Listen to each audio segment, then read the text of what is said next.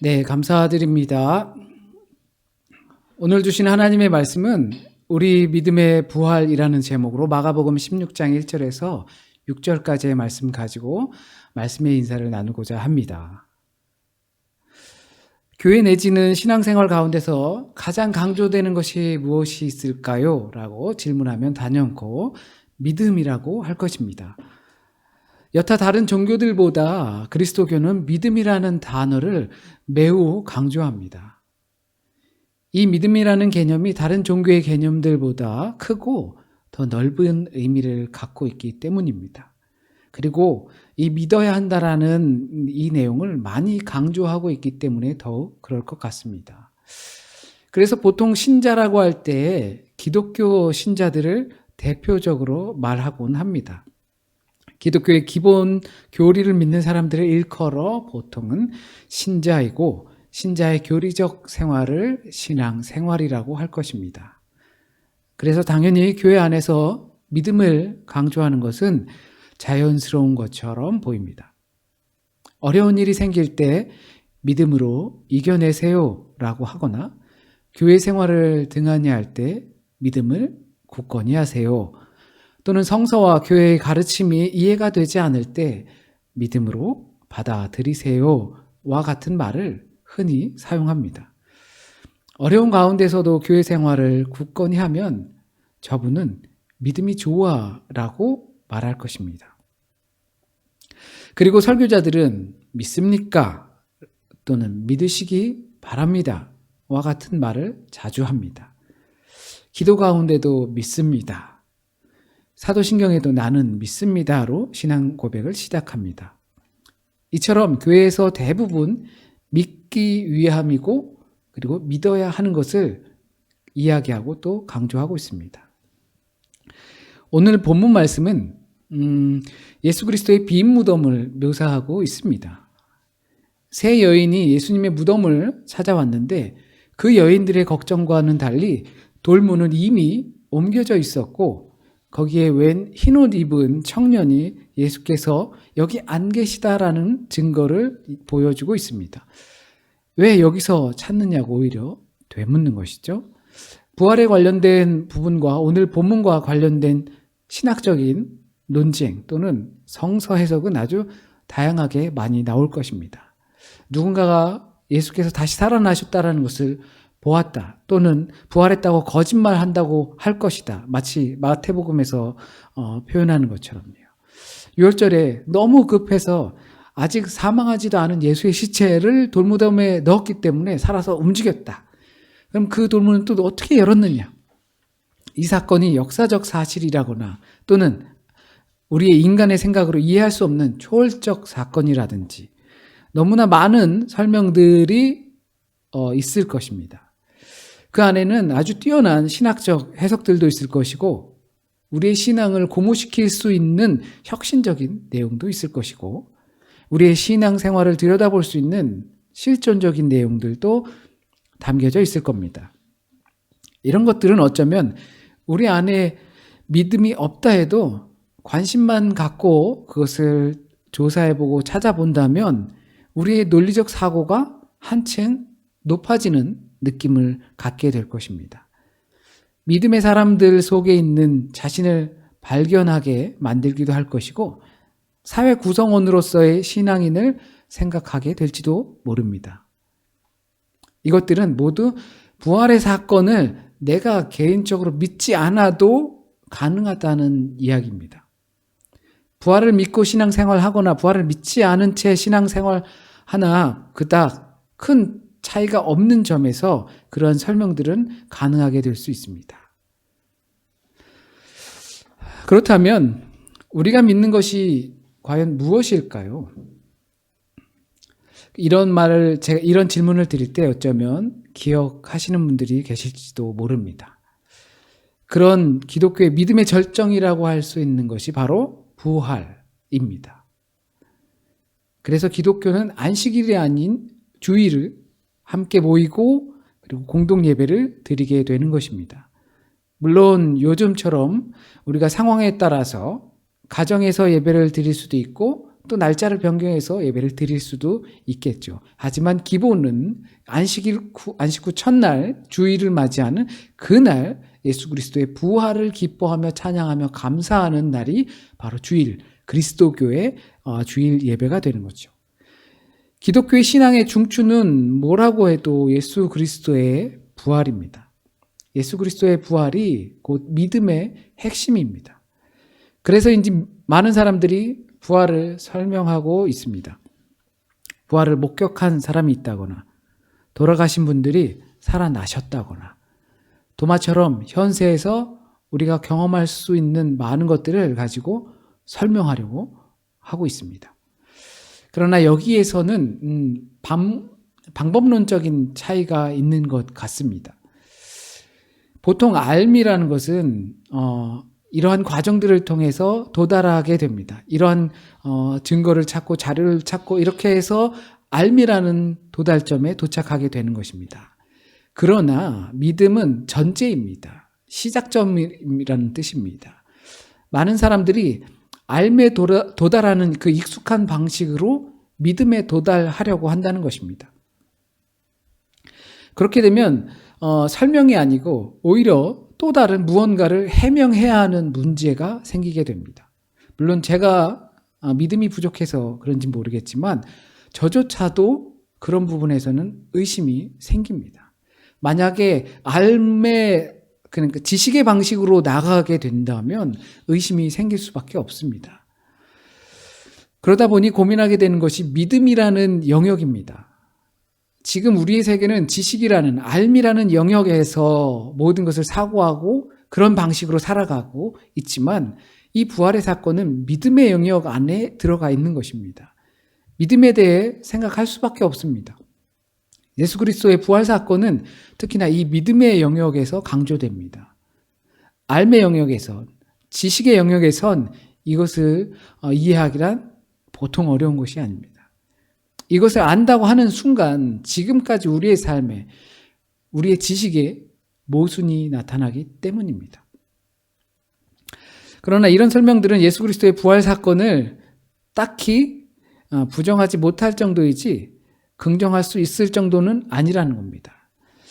많은 사람들이 지식적으로, 과학적으로 예수 그리스도의 부활 사건을 설명하려고 노력하고 자료들을 제출하지만 그런 것들은 예수께서 완전히 죽어서 어떻게 됐다라는, 그러니까 그런 증거는 되지 못해도 적어도 부활하지 않았다라는 그것을 부정하지는 못하게 되는 자료는 될 수 있을 거라는 뜻입니다. 그러니까 51대 49 정도라고 봐야겠지요. 그래서 믿음의 영역으로 넘어간다고 저는 봅니다. 그런데 저는 이게 방법론의 차이라고 하는 것이죠. 우리가 보통 과학적 사고라고 하는 부분에 적응되어 있기 때문이라고 생각합니다. 현대 학문의 발전은 의심에서 시작이 됩니다. 그렇기 때문에 검증할 수밖에 없습니다. 그래서 의심은 우리의 학문적 체계를 더 풍성하게 할 수도 있고요. 또는 우리의 사고를 더욱더 논리적으로 만들 수도 있습니다. 인터넷으로 무언가를 구매할 때 구매평이나 이런 것들을 보고 구매하기도 합니다. 그것으로 그 회사나 제품은 믿을 만한 대상이 되는 겁니다. 그러나 그것을 우리가 말하는 믿음이라고 생각하지는 않습니다. 우리가 말하는 믿음에는 그와 같은 신용대출과 같은 관계가 아니라는 거죠. 우리가 말하고자 하는 믿음은 사랑입니다. 부활하신 예수 그리스도를 믿는 것은 그를 사랑하는 겁니다. 그를 사랑해야 그를 믿을 수 있게 되는 것입니다. 한번 사랑하는 사람을 떠올려 보시기 바랍니다. 왜 그 사람을 사랑하는 걸까요? 여러 가지 조건들을 제시할 수 있을 것입니다. 마치 신용 대출과 같이 이런 조건 때문에 나는 그 사람을 사랑한다. 그런데 그런 조건을 갖춘 사람이 그 사람밖에 없나요? 아주 많은 사람들이 그러한 조건, 그보다 더 좋은 조건을 가지고 있을 수 있습니다. 그런데 왜 그 사람을 사랑하게 되는 걸까요? 믿음이 그와 같습니다. 사실 이것은 합리적이지 못한 것입니다. 아쉽게도 저는 이것을 설명할 방법이 없습니다. 이해시킬 재간이 제겐 없습니다. 말씀드린 것처럼 이해시킨다 하더라도 제가 생각할 때 이처럼 훌륭한 설명은 없을 것이다 라고 한다 하더라도 거기에는 여전히 51대 49 그렇게 될 수밖에 없기 때문입니다. 그러니까 저는 지금 믿기 어려운 이야기를 믿으라라고 강요하는 것처럼 들리실 수도 있습니다. 사랑할 수 없는 사람을 사랑하고 하라고 하는 것처럼 느껴지기도 합니다.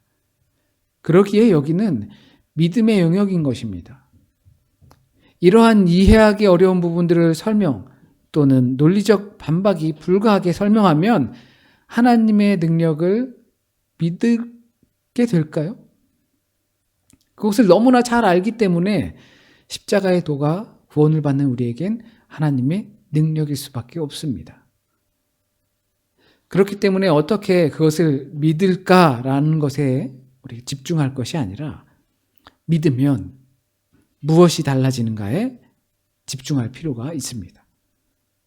예수 그리스도의 부활 사건을 믿게 되면 우리의 삶에 어떠한 변화가 있는지를 생각해야 할 것입니다. 예수 그리스도를 믿으면, 예수 그리스도의 부활을 믿으면, 말씀이 육신이 되어 우리에게 오심을 믿으면 저와 여러분의 삶은 무엇이 달라질까요? 우리가 오프라인 모임에 있을 때 이런 질문들을 드렸죠. 그때 각자가 하셨던 고백과 타인의 고백들을 떠올려 보시면 좋을 것 같습니다.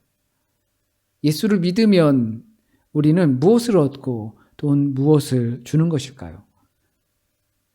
예수 그리스도의 부활을 믿으면 우린 무엇을 믿으며 또한 무엇을 얻으며 그 얻음으로 우리의 인생에선 무엇이 달라질까요?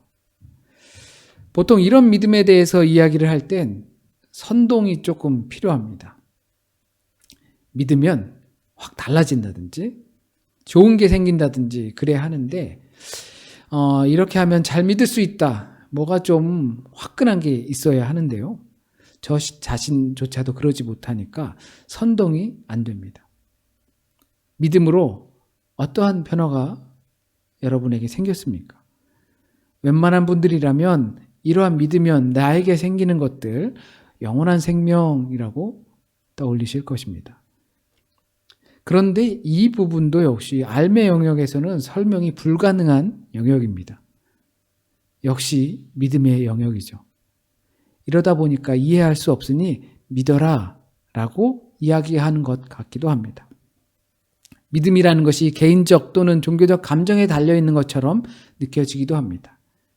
그러니까 소위 우리가 알기 위한 과정으로 학습하는 것, 믿기 위한 과정으로 그대로 학습한다면 그것은 잘못될 수밖에 없습니다. 우리가 지식을 쌓아가는 방식으로 신용 대출해가는 방식으로 어떠한 조건들로 인하여서 알매 도달하는 것처럼 우리가 그 믿음도 그렇게 도달한다고 생각하면 우리의 믿음은 믿을 수 없는 길에 빠질 수밖에 없습니다. 우린 알므로 도달하는 길들을 설명하듯 믿음으로 도달하는 길을 설명하기란 어렵습니다. 오히려 믿음을 전제로 하고 그 믿음이 우리에게 주는 결과들을 생각해야 합니다. 예수 그리스도의 부활을 믿음으로 우리에게 주는 결과들 말입니다. 그것은 우리의 사고와 사유의 방식이 바뀌는 겁니다. 자료들을 모아 결과에 도달하는 것이 아니라 하나님의 능력이라는 대전제로 우리에게 은혜로 내려온다는 사실입니다. 이 사고체계가 바뀌는 것은 매우 어려운 것이고 그것이야말로 부활이 우리에게 말해주는 사건입니다. 이 부분을 저는 이렇게 생각해 보았습니다. 봄이 오면 꽃이 핍니다. 지금 여러분이 보시는 그 화면 제 뒤에도 꽃들이 날리고 있지요. 날이 따뜻해지고 또는 시간이 되고 이렇게 되면 꽃이 핍니다. 누가 뭐라고 해도 꽃은 핍니다. 그러나 가끔 주책맞게 일찍 피는 꽃들을 보신 적이 있으실 겁니다. 봄도 아닌데 여전히 쌀쌀한데 꽃이 핀다는 거죠. 제가 잠깐 그런 생각들을 해봅니다. 봄이 와서 꽃이 피는 것이 아니라 꽃이 피니까 봄이 온다라고 생각해 봅니다. 꽃이 필 수 있는 모든 조건이 갖춰진 상태에서 피는 꽃은 극히 과학적인 것이죠. 자연스러운 겁니다. 자연적이다라고 이야기할 수 있습니다. 그런데 그 사고의 방식으로 우린 자연스럽게 우리 생각한다는 거죠. 하지만 꽃이 피면 그때 그 꽃은 봄을 부르는 겁니다. 그곳은 봄인 것입니다. 꽃이 피었을 때 그때 봄이라고 하는 것이죠. 자연적인 세계를 극복하는 삶은 꽃피는 삶일 것입니다. 그것을 극복하면 언제 어디서든지 꽃 필 수 있는 것입니다. 환경이 조성되지 않았는데 피는 꽃, 주책맞은 꽃, 그것이 저는 믿음이라고 봅니다. 그 믿음이 꽃을 부릅니다. 그 봄이 하나님을 보게 합니다. 그 봄이 우리를 자유롭게 하심을 믿습니다. 이것이 믿음의 기능이라고 저는 생각합니다. 우리의 많은 시간, 우리의 많은 생애를 들여서 봄이 되어 피는 꽃과 같은 믿음의 시간을 많이 보냈습니다. 그러나 이 부활이라는 것은 환경이 조성되지 않아도 피는 꽃입니다. 그렇기 때문에 믿음이 이기는 것입니다. 그 믿음은 나 자신의 사고와 생각들을 극복하게 합니다. 생명에서 죽음으로 간다는 생각을 생명을 얻는다는 것으로 바뀌게 합니다. 믿어야지라는 어쩔 수 없는 의지가 부인할 수는 없네요 라는 중립적 의지로, 그리고 내가 믿습니다라는 자발적 고백으로 변하게 하는 우리가 되었으면 합니다. 부활을 믿음으로 우리의 믿음도 부활되길 바랍니다. 우리의 믿음으로 돌 위에서도 꽃이 피길 바랍니다. 이 시간에는 성만찬을 함께 드리도록 하겠습니다.